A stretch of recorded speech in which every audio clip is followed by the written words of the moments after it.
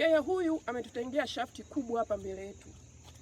Naona akilipua hapa, ina maana duara zetu hapo nyuma ziko hatarini. Muda wote ule zinaweza zikatitia. Na hili swala tuliongea. Tukawaambia sasa mnavyotutengea hapo shafti kubwa, sisi huku inakuaje? Wakasema kwamba hilo swala watalifanyia kazi. Lakini wenye mgodi pamoja na madini wakasema hilo swala watalifanyia kazi kabla halijaleta madhara. Sisi tuliomba tufidiwe ama tupewe hela tukakae tuwapishe wenyewe wachimbaji wadogo wakubwa, wakisha chimba basi na sisi tuangaliwe asilimia za kutuwezesha maisha yetu mpaka kipindi ambacho wanafanyaje huo uchimbaji mkubwa unavyoendelea. Lakini kinachoendelea mpaka sasa hivi hatujaambiwa kwamba sisi tunanufaika na vipi, na duara zetu zikikatika nani atakayelipa mpaka sasa hivi. Ndio maana tukashawishika kutafuta na sisi wawekezaji ili tuje tuokoe duara zetu. Naona sisi hapo kwa mwezi nikitoa tani chache sana kwa mwezi ni tani 100. Kwa hiyo tunaomba na sisi tuangaliwe, tusinyanyasike ndani ya nchi yetu.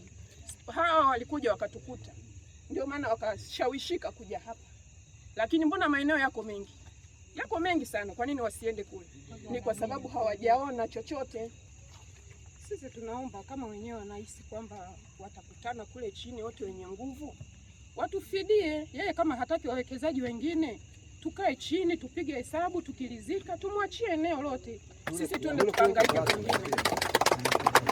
Kama yeye anatambua mkataba wa technical support alioingia baina ya mwenye mgodi na huyu Mchina, unaruhusu wachimbaji wadogo kuendelea kuwepo kwenye eneo la Kabatini. Swali la msingi, sisi wachimbaji wadogo haturuhusiwi kuchimba kisasa? Ingalikuwa tumesharuhusiwa kuendelea kubaki Kabatini, na kwenye mkataba yeye ameshakiri kwamba hawezi kutulipa sisi na sisi katukuta.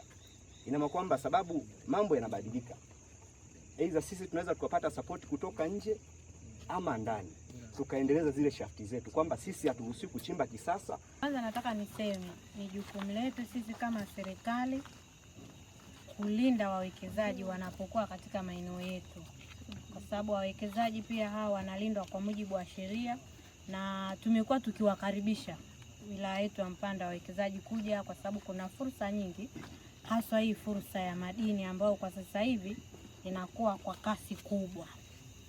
Lakini pamoja na uwepo wa hizo fursa, ni jukumu lao pia upande wa wawekezaji, hasa kwenye sekta ya madini ambako kwenye wilaya yetu inataka kuonekana kama ni changamoto inakuwa kubwa kwa sababu ya ujio wa wageni. Kwa hiyo ni jukumu la wawekezaji, lakini tuna idara ya madini hapa ama ofisi ya madini katika wilaya yetu ya Mpanda kushughulikia migogoro yote katika sekta hii ya madini ili tupate wepesi. Sasa huu mgogoro mpaka umefika ofisini kwangu, manake umeanzia kwenye sekta ya madini mpaka umekuja kwangu, na mimi nataka nitoe tu maagizo ya binafsi. Mnanipa tabu isokuwa lazima. Sasa mimi tabu ndo nitakubali tabu?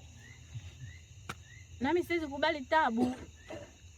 Mpaka saa hizi saa 2 kasoro usiku tuko huku tunasuluhisha mgogoro ambao na wenyewe mgogoro hapa hatujihusuluhisha mpaka mwisho. Ndio maana nataka niache maagizo ya watu wa madini, lazima ndani ya siku 7